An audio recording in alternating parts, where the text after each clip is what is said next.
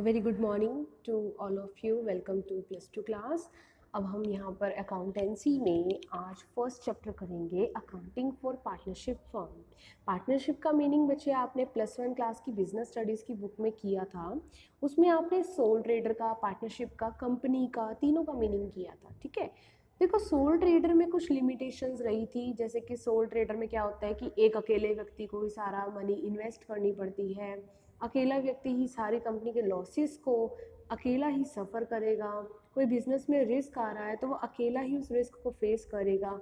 जो भी बिजनेस का कंट्रोल है, बिजनेस के हर एक काम के ऊपर एक अकेले व्यक्ति का ही कंट्रोल होता है। लेकिन एक अकेले व्यक्ति की बचे जो कैपिटल होती है, पूंजी होती है, वो लिमिटेड होती है। एक अकेला व्यक्ति अपनी स्किल को यूज़ करता है। देखो जितना उसने सीखा वो अपनी नॉलेज को अपने बिजनेस में डाल देता है। वो अकेला ही अपने बिजनेस के लिए प्लान करेगा, अकेला ही अपने बिजनेस को कंट्रोल करता है। तो इससे क्या होता है, जब दो या दो से अधिक व्यक्ति होते हैं ना, उनकी ज़्यादा कैपिटल हो जाएगी, ज़्यादा नॉलेज इन्वॉल्व होगी और हर व्यक्ति अपने अपने एक्सपीरियंस से कुछ सीख कर आएगा जो हमें हमारे बिजनेस में हेल्पफुल रहेगा। सोल ट्रेडर की इस कमी को पूरा करने के लिए हम नेक्स्ट बिजनेस की तरफ सफ़र शिफ्ट करते हैं, that is called partnership. Partnership क्या है? दो या दो से अधिक व्यक्तियों के बीच हुए एग्रीमेंट। एग्रीमेंट का एक रिलेशन है कि सभी मिलकर अपने बिजनेस को चलाएंगे, सभी मिलकर अपने बिजनेस में कैपिटल इन्वेस्ट करेंगे, सभी एक पर्टिकुलर प्रॉफिट शेयरिंग रेशो में प्रॉफिट और लॉसेस को फेस करेंगे। ठीक है, देखो मीनिंग दिया हुआ है, partnership is the relation of mutual trust. एक आपसी विश्वास होना बहुत जरूरी है पार्टनरशिप बिजनेस के लिए। In order to maintain this trust, it is necessary that partnership accounts be maintained in an honest, accurate and equitable manner। कि अगर हमारा बिजनेस, पार्टनरशिप का जो बिजनेस है वो अगर अच्छे से बने, आपसी विश्वास बना रहे, जो अकाउंट्स हैं वो हमारे कैसे होने चाहिए? ऑनेस्टी के बेस पर, एक्यूरेसी और इक्विटेबल मैनर के बेस पर होने चाहिए।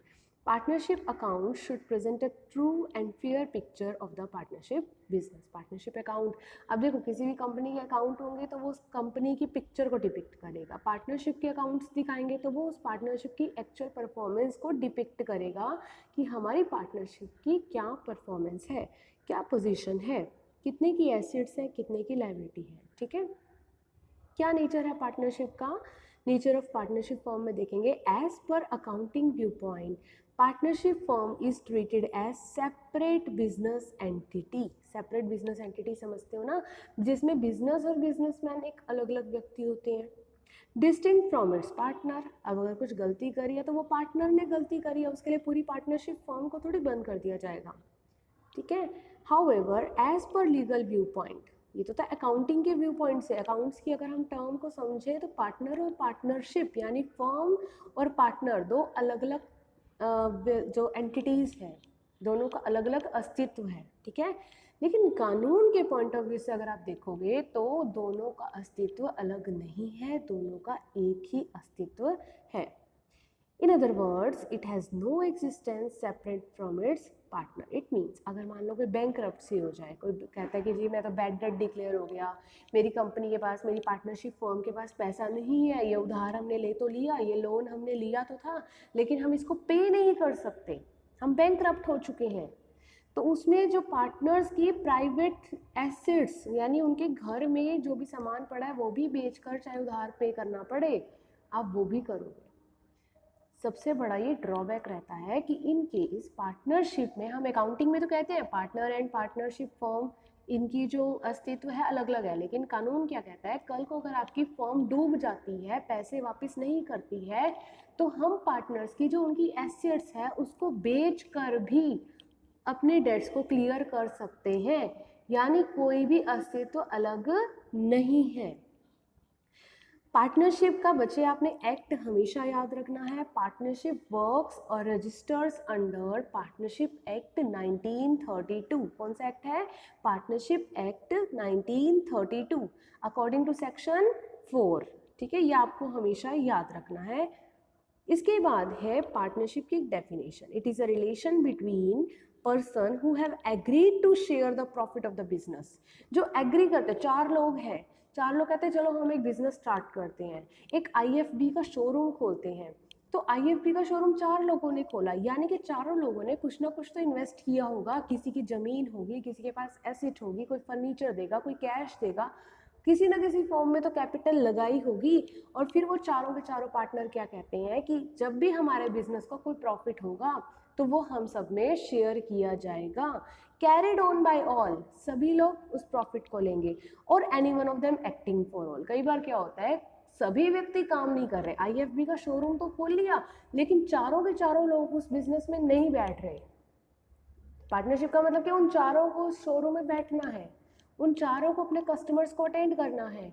लेकिन कई बार क्या होता है, कुछ ऐसे पार्टनर होते हैं जो काम नहीं करते, बस इन्वेस्ट कर देते हैं और प्रॉफिट लेते हैं। इसीलिए हम कह रहे हैं और any one of them acting for all, चाहे उनमें से कोई व्यक्ति सबके लिए काम ही क्यों ना करे, सभी व्यक्ति भी काम करे ऐसा भी हो सकता है, सभी व्यक्ति काम ना करे, उसमें से कोई एक या दो व्यक्ति काम कर रहे हैं लेकिन पैसा तो सबने इन्वेस्ट किया है।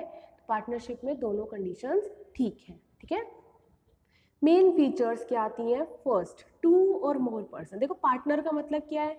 दो लोगों का होना, दो लोगों का या दो से ज़्यादा लोगों का होना, तभी पार्टनरशिप संभव है। ठीक है, there must be at least 2 persons to form a partnership. Partnership act, इसमें ज़रूरी नहीं है कि मैक्सिमम कितने होने चाहिए, लेकिन मिनिमम कितने होने चाहिए? 2।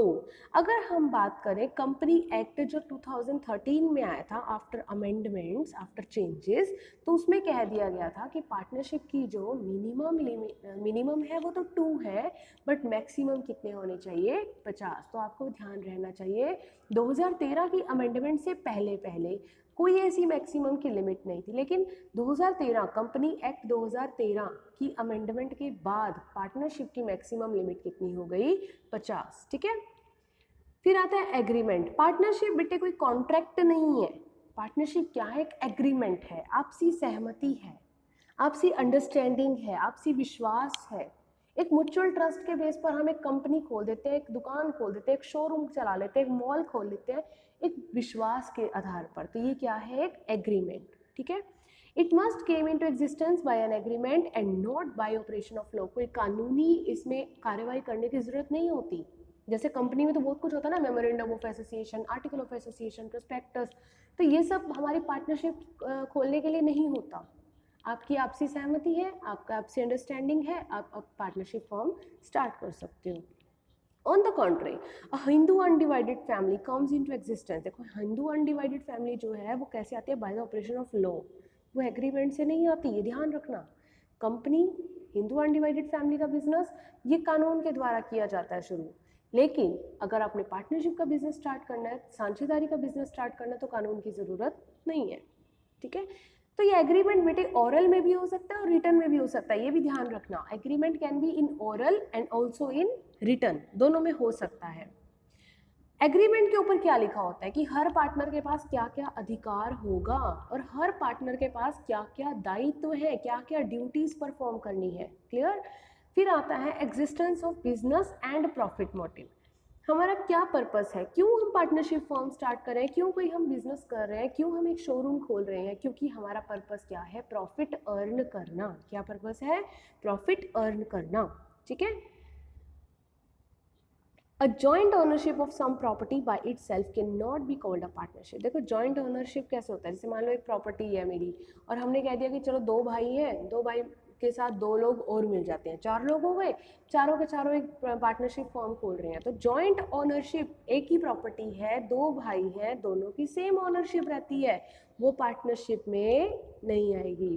जैसे मान लो तुम्हारे फादर के पास, ग्रैंडफादर के पास कोई प्रॉपर्टी है, उसमें तुम्हारे पापा का और तुम्हारे फादर के जो ब्रदर है उनका सेम राइट है। इसका मतलब ये नहीं कि वो बिजनेस है, वो तुम्हारी चीज़ है, तुम्हारी एसेट है, तुम रखो, उसको बिजनेस में नहीं लिख सकते।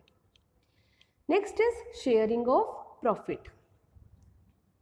पार्टनरशिप में बेटे प्रॉफिट कैसे शेयर होता है? देखो वैसे तो प्रॉफिट जो रहता है जैसे आपसी सहमति होती है उस हिसाब से, बहुत तरीके होते हैं प्रॉफिट शेयर करने के। एक तरीका होता है सब कहते हैं कि चलो इक्वल कर लेंगे, अगर 10 लाख का प्रॉफिट हुआ या चलो 12 लाख का प्रॉफिट हुआ, हम चार पार्टनर हैं तो 3-3 लाख रुपए हम ले लेंगे। 10 लाख का प्रॉफिट होता है, हम 4 पार्टनर हैं तो इक्वल रेशो हम 2.5 लाख रुपए ले लेंगे प्रॉफिट, यानी इक्वल प्रॉफिट शेयरिंग रेशो। एक मेथड ही होता है।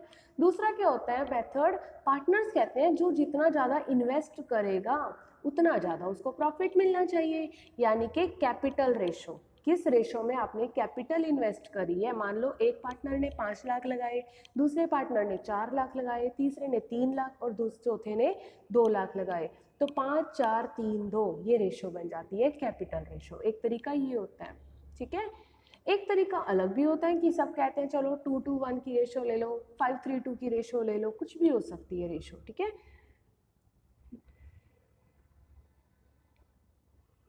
अब देखो इसमें एक लाइन अंडरलाइन की हुई है शेयरिंग ऑफ प्रॉफिट्स में, if some persons join hands to run some charitable activity. अगर आप कोई चैरिटेबल ट्रस्ट चलाते हो, हॉस्पिटल खोलते हो चैरिटेबल, पार्टनरशिप के बेस पर खोलते हो, तो वहाँ से मिलने वाला लाभ वो आपका प्रॉफिट नहीं है, उसे पार्टनरशिप भी नहीं कहेंगे। आपने अगर पार्टनरशिप का बिजनेस करना है तो आपका पर्पस क्या होना चाहिए, प्रॉफिट अर्न करना, दूसरों की सेवा करना नहीं। अगर आपने दूसरों की सेवा करने का बिजनेस स्टार्ट किया है, चाहे 2 लोगों ने मिलकर किया है, तो उसे पार्टनरशिप नहीं कहेंगे। ये चीज़ ध्यान रखना, ठीक है। रिलेशनशिप प्रिंसिपल और एजेंट का, हर पार्टनर अपने आप में एक प्रिंसिपल है और हर पार्टनर अपने आप में एक एजेंट है, ठीक है। एजेंट कैसे है, क्योंकि वो बाउंड है, वो बंधा हुआ है दूसरे पार्टनर्स के द्वारा। दूसरे पार्टनर्स जैसा कहेंगे, जो कहेंगे उसको वैसा करना पड़ेगा। और प्रिंसिपल क्यों है, क्योंकि बाकी सब भी उससे बंधे हुए हैं, वो जो कह रहा है वो भी सबको मानना पड़ेगा। आपसी विश्वास का मतलब क्या है, जो दूसरे कहेंगे वो मुझे मानना है, जो मैं कहूँगा वो सब मानेंगे। तो हम एक एजेंट भी हैं और एक प्रिंसिपल भी है। नेक्स्ट आता है business carried on by all और any one of them acting for all. कि बिजनेस मैंने भी बताया था, सभी व्यक्ति, अगर 4 लोग एक शोरूम चला रहे हैं तो 4 के 4 लोग उस शोरूम में बैठे हैं, एक्टिंग बाय ऑल, सभी लोग काम कर रहे हैं।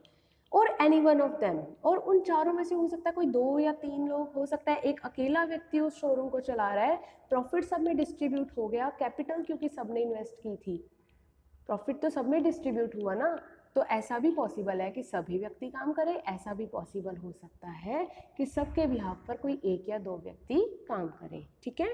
Partnership can not, last line पढ़ेंगे, partnership can not come into existence in the absence of any one of the above mentioned essential feature. ध्यान रखना, ये जो 6 की 6 फीचर्स हैं, ये सारी की सारी पूरी होंगी तभी आप पार्टनरशिप फर्म का बिजनेस स्टार्ट कर सकते हो, अदरवाइज नहीं, ठीक है। राइट्स ऑफ ए पार्टनर, अब आप एक पार्टनर बन गए, आप एक साझेदार बन गए हो, तो आपके पास कोई अधिकार भी तो होंगे। क्या अधिकार है, first right to share profit और लॉस, आप उसी फर्म के लाभों में आपका हिस्सा है, आप अपने हिस्से का लाभ लो, ये आपका अधिकार है। Right to take part in the conduct of the business, आप चाहे वहाँ शोरूम में जाके बैठ रहे हो चाहे नहीं बैठ रहे हो, आप कभी भी जाकर चेक कर सकते हो कि वहाँ पर क्या काम हो रहा है, कैसे हो रहा है, अकाउंट्स कैसे बन रहे हैं। You can check, you can see the conduct of the business कि काम कैसे हो रहा है, क्या काम हो रहा है, आप चेक कर सकते हो, ठीक है। Right to be consulted in the matter related to partnership business, अब मान लो कोई हमने नया पार्टनर एडमिट करना है, पहले 4 लोग थे, अब 5वां पर्सन भी हमने अपने बिजनेस में ऐड करना है, तो आपकी सहमति मांगी जाएगी कि क्या हमें 5वां पार्टनर अपने बिजनेस में ऐड करना चाहिए या नहीं, ठीक है। तो राइट टू बी कंसल्टेड, आपसे डिस्कस होना बहुत जरूरी है। Right to inspect, being a partner, आपके कभी भी कंपनी के अकाउंट्स, अपनी बिजनेस पार्टनरशिप फर्म के जो अकाउंट्स हैं, खाते हैं, कभी भी आप चेक कर सकते हो। Right to disallow the admission of a partner, मैंने अभी आपको एग्जांपल दिया, आप 4 लोग काम कर रहे हो, 5वां आपके बिजनेस में एंटर होना चाहता है एज अ पार्टनर, यानी 5वां व्यक्ति आपके साथ पार्टनर बनना चाहता है, आपके पास अधिकार है। अगर आपको लगता है नहीं भाई मैंने तो इसको पार्टनर नहीं बनाना, आप मना कर दो, आप बंधे हुए हो, लेकिन इसका मतलब ये नहीं कि आप अपना डिसीजन नहीं रख सकते, आप मना कर दो, आपके मना करने पर बाकी सबको भी मना करना पड़ेगा। Every partner is joint owner of the partnership property, देखो पार्टनरशिप ने जो भी अर्न किया प्रॉपर्टी बन जाती है और वो प्रॉपर्टी में आप उसके जॉइंट ओनर हो। If the partner has given loan to the firm, अब मान लो आप ABCD 4 पार्टनर हैं, ABCD, मान लो B ने पार्टनरशिप फर्म में कुछ पैसा दिया, B के पास ना बहुत पैसा है, B कहता है भाई मैं तो उधार पे दूंगा इस फर्म में लगाने के लिए, तो यानी कि फर्म ने अपने ही पार्टनर से उधार ले लिया, उस पार्टनर को इंटरेस्ट मिलेगा कितने परसेंट, 6%। ध्यान रखना आपने, कितने परसेंट इंटरेस्ट मिलेगा, 6% पर एनम। कई बार होता है ना, हम ना जैसे 4 पार्टनर है ABCD, तो मान लो B ने उधार दे दिया, अगर हमने अपने रिटर्न एग्रीमेंट में लिखा हुआ है कि उस पर इंटरेस्ट कितने परसेंट दिया जाएगा, 4%, 3%, 2%, नहीं लिखा तो कितने परसेंट देना है, 6%। लिख दिया तो जितने परसेंट लिखा हुआ है उतने परसेंट, नहीं लिखा तो 6%। इफ अ पार्टनर इनकर एक्सपेंस और मेक पेमेंट, मान लो आप ABCD 4 पार्टनर हो, आपका नाम A है, आप कहीं बाहर जाते हो, आपको लगता है भाई ये तो मेरी कंपनी में, मेरे शोरूम में ना 4 कुर्सियाँ होनी चाहिए, वो 4 कुर्सियाँ आपने शोरूम के लिए ली, यानी कि अपनी पार्टनरशिप फर्म के लिए ली, खर्चा आपने कर दिया, आप उन कुर्सियों के पैसे ले सकते हो। यानी अगर आप कोई फर्म के लिए खर्चा करते हो तो आप उसके पैसे ले सकते हो, ठीक है। आपको अगर रिटायरमेंट का भी अधिकार है, आप कभी भी आपको लगता है भाई मैं तो और कंटिन्यू नहीं कर सकता, पार्टनरशिप में बहुत झंझट है, मैं नहीं कर पा रहा हैंडल, मेरी हेल्थ अलाउ नहीं करती है या मेरी फैमिली अलाउ नहीं करती, जो भी रीज़न है, आप रिटायरमेंट ले सकते हो, ठीक है, आपको ये भी अधिकार है विद अ प्रॉपर नोटिस, ये ध्यान रखना। फिर आता है लिमिटेड लाइबिलिटी पार्टनरशिप। देखो बेटे, पार्टनरशिप में ना लाइबिलिटी हमेशा अनलिमिटेड होती है। अनलिमिटेड का मतलब समझते हो, कल को कंपनी को अगर लॉस हो जाता है तो कंपनी के उस लॉस की भरपाई के लिए हम पार्टनर की जो पर्सनल एसेट्स हैं, उसके घर का सामान भी बेच सकते हैं अपने लॉस को कवर करने के लिए। मान लो एक IFB का शोरूम खुल गया तुम्हारे एरिया में, ठीक है जी, उन्होंने तुमसे उधार ले लिया, तुम पार्टनर नहीं हो लेकिन तुमने उस फर्म को उधार दे दिया, कल को बिजनेस डूब गया, बिजनेस के पास पैसे नहीं है, तुम्हारा उधार कहाँ से चुकाएगा, तो तुम उन पार्टनर की पर्सनल एसेट्स बेचो, चाहे जो मर्जी करो, तुम कहोगे भाई मुझे तो मेरे पैसे चाहिए, यानी अनलिमिटेड लाइबिलिटी है, कोई लिमिट नहीं है कि हर पार्टनर को कितना देना पड़ेगा, थोड़ा भी देना पड़ सकता है और ज़्यादा भी, ठीक है। लेकिन कई बार क्या होता है बेटे, लिमिटेड लाइबिलिटी की बात आ जाती है। Limited liability partnership is different from unlimited. Limited liability partnership यानी LLP in India came into existence, कब आया LLP, 2008 में। कौन सा एक्ट आया था, लिमिटेड लाइबिलिटी पार्टनरशिप एक्ट 2008। पहला मैंने कौन सा बताया था, partnership act 1932 according to section 4। कौन सा था, partnership act 1932 according to section 4। अब कौन सा आया है, limited liability partnership act 2008 which lay down the law, जिसने कानून की कुछ रिस्ट्रिक्शंस लगा दी फॉर्मेशन और रेगुलेशंस के रिगार्डिंग, कि कैसे पार्टनरशिप फॉर्म बनेगी, कैसे चलेगी, कुछ रिस्ट्रिक्शंस लगा दी गई। लिमिटेड लाइबिलिटी नाम से क्लियर है भाई, लिमिट होगी अब तो हमारी लाइबिलिटी। अब अगर एक पार्टनर ने 10 लाख इन्वेस्ट किए हैं तो उसकी जो लिमिट है ना लॉस सफर करने की, वो ज़्यादा नहीं है। ऐसा नहीं है कि घर का सामान भी बेचना पड़ जाए, लिमिटेड है उसकी लाइबिलिटी, जितना उसके पास ने दिया है या जितना उसने देखना है। मान लो तुम एक पार्टनर हो, तुमने सोचा कि चलो मैं 10 लाख लगा दूंगा, अभी तुमने 5 लाख लगाया अपनी कंपनी में, 5 लाख और लगाना ना, तो तुम्हारी लाइबिलिटी कितनी बनती है, सिर्फ 5 लाख और बस, ठीक है। देखो नेचर क्या है LLP का, it is a body corporate formed and incorporated under this act. ये एक बॉडी कॉर्पोरेट बन जाता है क्योंकि वो किसी एक्ट के अकॉर्डिंग बना है। इसकी एक लीगल एंटिटी होती है, सेपरेट एंटिटी होती है, पार्टनर और पार्टनरशिप फॉर्म अलग अलग अस्तित्व माने जाते हैं। LLP का परपेचुअल सक्सेशन है। देखो जो सिंपल पार्टनरशिप फॉर्म होती है बेटे वो तो बंद हो जाती है। मान लो 4 पार्टनर थे ABCD, D चला गया, D की डेथ हो गई, D बीमार हो गया, D रिटायर हो गया, कोई भी रीज़न हो सकता है, D पार्टनरशिप से चला गया, तो पूरी की पूरी पार्टनरशिप फॉर्म बंद होती है और फिर से नई पार्टनरशिप स्टार्ट होती है, ठीक है। LLP में क्या होता है, चाहे कोई आए चाहे कोई जाए, पार्टनरशिप बंद नहीं होगी, पार्टनरशिप कंटिन्यू चलती रहेगी। Any change in the partners of the LLP shall not affect the existence। देखो उसमें कोई फर्क नहीं पड़ रहा, कोई आ रहा है या कोई जा रहा है, तो Indian partnership act 1932 shall not apply to LLP, ठीक है। डिफरेंस क्या है पार्टनरशिप और LLP में, फर्स्ट एप्लीकेबल लॉ। पार्टनरशिप का एक्ट क्या था बेटे, इंडियन पार्टनरशिप एक्ट 1932, और LLP का एक्ट क्या है, the limited liability partnership act 2008। Partnership का रजिस्ट्रेशन कंपलसरी नहीं है, आप इस एक्ट के अकॉर्डिंग रजिस्टर करवाओ या ना करवाओ, ठीक है। लेकिन LLP के थ्रू अगर आप अपना बिजनेस चलाते हो तो आपको LLP एक्ट 2008 के अकॉर्डिंग अपनी पार्टनरशिप फर्म को रजिस्टर करवाना कंपलसरी है, ठीक है। पार्टनरशिप कैसे चलती है बेटे, यानी 1932 की अगर हम बात करें, उस एक्ट के अकॉर्डिंग अगर आपकी पार्टनरशिप चल रही है तो एग्रीमेंट के बेस पर म्यूचुअल अंडरस्टैंडिंग आपकी आपस में बनती है, 4 दोस्त हैं, 4 भाई हैं, किसी भी तरह से आप बिजनेस स्टार्ट कर सकते हो। लेकिन एलएलपी चलाने के लिए आपको बॉडी कॉर्पोरेट का मेंबर बनना पड़ेगा, उसका पार्टनर बनना पड़ेगा। तो आपको इसके लिए लॉ की ज़रूरत है, कानून की ज़रूरत है। फिर आता है बॉडी कॉर्पोरेट। इसमें बॉडी कॉर्पोरेट को ज़रूरी नहीं है कि कोई पार्टनर बने, लेकिन इसमें बॉडी कॉर्पोरेट पार्टनर बन सकती है। सेपरेट लीगल एंटिटी, पार्टनरशिप में कोई अस्तित्व अलग नहीं होता, पार्टनर और पार्टनरशिप फर्म एक ही माने जाते हैं, लेकिन एलएलपी के अकॉर्डिंग अलग अलग अस्तित्व हैं, पार्टनर अलग, पार्टनरशिप फर्म अलग। फिर आता है परपेचुअल सक्सेशन। पार्टनरशिप बेटे बंद हो जाएगी अगर कोई नया पार्टनर आएगा या पुराना पार्टनर जाएगा, पार्टनरशिप बंद हो जाएगी और फिर नई पार्टनरशिप स्टार्ट होगी। लेकिन एलएलपी में ऐसा नहीं है, हमारा बिजनेस कंटिन्यू चलता रहता है। पार्टनरशिप में मिनिमम 2 और मैक्सिमम 50 लोग होते हैं। अगर आप एलएलपी के अकॉर्डिंग बिजनेस कर रहे हो तो मिनिमम 2 और मैक्सिमम की कोई लिमिट नहीं है, आप 100 200 जितने मर्जी रख सकते हो। ओनरशिप ऑफ एसेट्स, इसमें फर्म का देखो कोई अपनी संपत्ति नहीं है, फर्म के पास अपनी कोई एसेट नहीं है, वो एसेट कहाँ से आई है, पार्टनर्स की वजह से, पार्टनर्स लेकर आए हैं।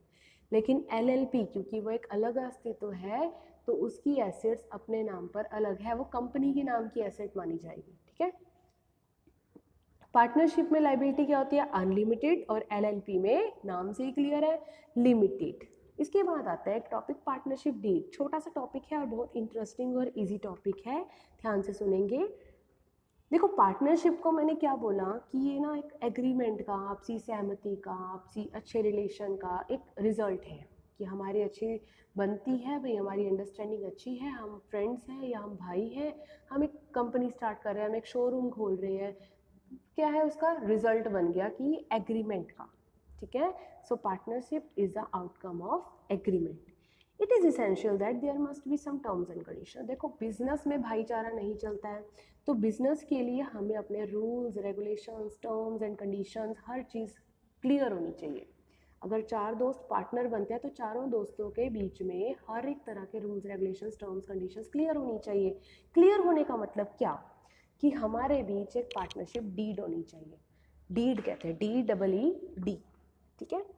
अब ये जो टर्म्स और कंडीशंस है बेटे, आपस में आप एक दूसरे को चाहे ऑरली बताओ, चारों बैठ गए मीटिंग कर ली, ऑरली आपस में डिस्कस हो गया, भाई इतने इतने प्रॉफिट शेयरिंग होगी, इतना हम सैलरी देंगे, इतना हम इंटरेस्ट ऑन कैपिटल देंगे, इतना हम इंटरेस्ट ऑन ड्राइंग देंगे, इतना इंटरेस्ट ऑन लोन होगा, ये तो ओरल है, कहीं लिखा नहीं हुआ।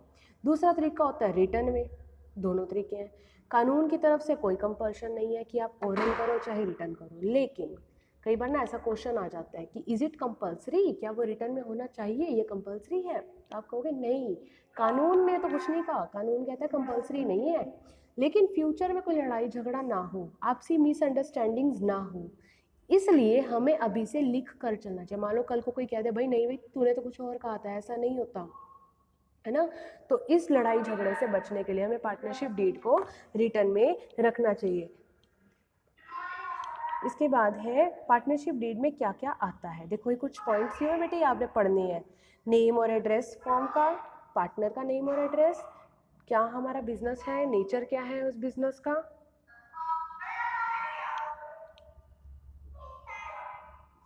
Interest on capital drawing, interest on drawing, ये सारी चीज़ें आ जाएंगी, ठीक है। ये आपने सारे पॉइंट्स पढ़ने हैं, कोई पॉइंट में डाउट हो तो एक बार पूछ लेना, ठीक है बेटे। रूल्स क्या क्या एप्लीकेबल होंगे, अगर मान लो पार्टनरशिप डीड नहीं बनाई तो क्या रूल होंगे, प्रॉफिट शेयरिंग जो होगी इक्वल। मान लो तुम 4 पार्टनर हो, तुमने पार्टनरशिप डीड ही नहीं बनाई, तो फ्यूचर में कोई लड़ाई झगड़ा ना हो तो तुम्हें क्या चीज़ ध्यान रखनी है, प्रॉफिट शेयरिंग रेशो कैसी होगी, equal in the absence of partnership deed. Profit equal distribute होगा, कोई फर्क नहीं पड़ता किसी ने ज़्यादा कैपिटल लगाई है, किसी ने कम लगाई है या किसी ने लगाई नहीं, ठीक है। कोई इंटरेस्ट ऑन कैपिटल नहीं दिया जाएगा, इंटरेस्ट ऑन ड्राइंग नहीं दिया जाएगा, सैलरी पार्टनर्स को नहीं मिलेगी, लोन पर इंटरेस्ट 6% मिलेगा। पार्टनरशिप की एडमिशन, किसी कोई नया पार्टनर आना चाहता है तो वो सभी पार्टनर्स, पुराने जितने भी पार्टनर हैं सबकी सहमति से ही आ सकता है। मान लो कोई एक पर्सन कहता है नहीं भाई नहीं ये पार्टनर नहीं बनेगा, तो सब कैंसिल हो जाएगा, ठीक है। और हर पार्टनर बिजनेस में एंटर कर सकता है, बिजनेस की बुक्स चेक कर सकता है, ठीक है बेटे। यहाँ तक का टॉपिक एक बार अच्छे से पढ़ना, और अगर कोई डाउट होता है तो आप पूछ लेना। Thank you.